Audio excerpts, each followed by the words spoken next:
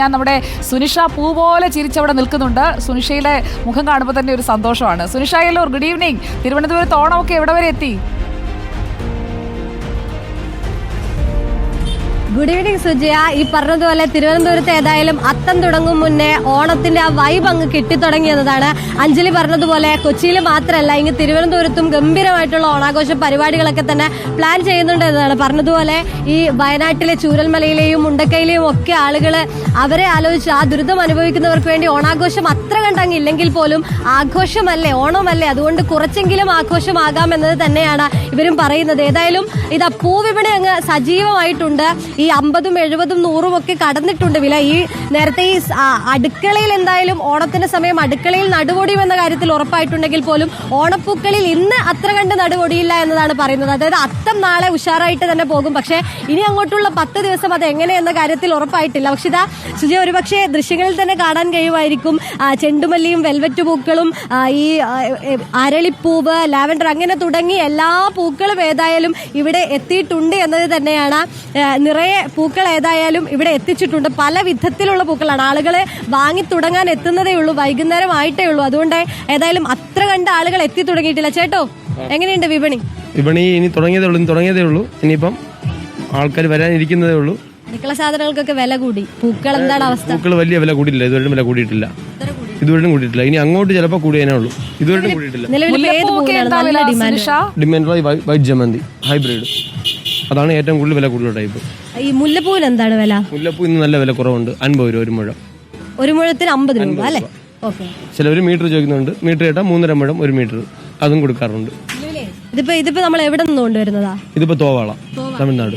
ഞാൻ ഈ എല്ലാ പൂക്കളിലും തപ്പി പിടിച്ചപ്പോ ഒരു നാടൻ പൂവായി കണ്ടത് ആ ചെത്തിപ്പൂ അല്ലേ? ചെത്തിപ്പൂ അത് നമ്മളെ ഓണത്തിന് എടുക്കാറില്ല ആരും, എന്നാലും ആവശ്യമുണ്ട്. കോവിലിന്റെ ആവശ്യത്തിനൊക്കെ തെറ്റിപ്പോണ് എടുക്കുന്നത്. ഓണത്തിന്റെ പൂക്കളത്തിന്റെ ഭാഗമായിട്ട് ഓണത്തിന് എടുക്കില്ല, ചിലവരെടുത്താലേ ഉള്ളൂ. അതങ്ങനെ എടുക്കില്ല, തെറ്റിപ്പൂ ഓണത്തിന് എടുക്കില്ല. ഈ തമിഴ്നാട്ടിൽ നിന്നൊക്കെ പൂക്കൾ വന്നു തുടങ്ങിയ ശേഷം ആർക്കും നാടൻ പൂക്കൾ വേണ്ടെന്നൊക്കെ തോന്നുന്നു. അങ്ങനെയൊന്നുമില്ല, എല്ലാവരും എടുക്കും. കോവിൽ അമ്പലത്തിന് ആവശ്യത്തിനൊക്കെ എടുക്കും. നിലവിലിപ്പോ എങ്ങനെയാ ഒരു ആകെ മൊത്തത്തിലൊരു റേറ്റ് ഒക്കെ എങ്ങനെയാണ്?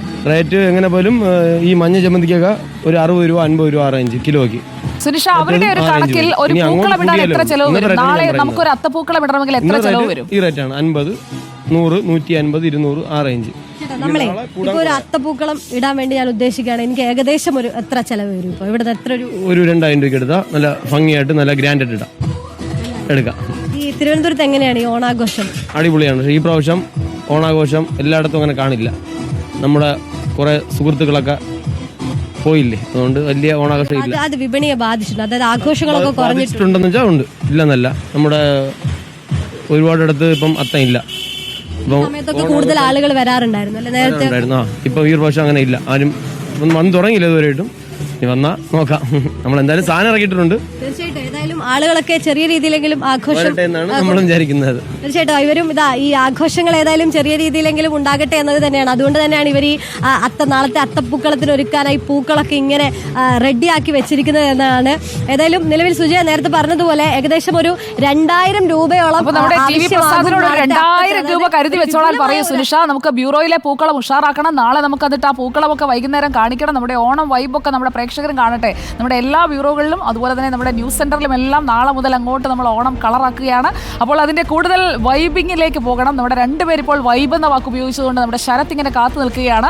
മലബാറിലും ഓണം ഇത്തവണ പൊടി പൊടിക്കും. നമ്മൾ മുണ്ടക്കൈ ചൂരൽമല നിവാസികൾക്കൊപ്പമാണ്. അവരുടെ ദുരിതവും അവരുടെ അതിജീവനവുമാണ് നമ്മുടെ മുന്നിലുള്ളത്. അതിനായി വിപണി ഉണരേണ്ടതുണ്ട്. അവരിലേക്കും നമ്മുടെ സന്തോഷവും സ്നേഹവും എല്ലാം എത്തേണ്ടതുണ്ട്. അതിനെ കൂടി കണക്കാക്കിക്കൊണ്ടാണ് നമ്മുടെ എല്ലാവരുടെയും ആഘോഷം ഇത്തവണ മുന്നോട്ട് പോകേണ്ടത്.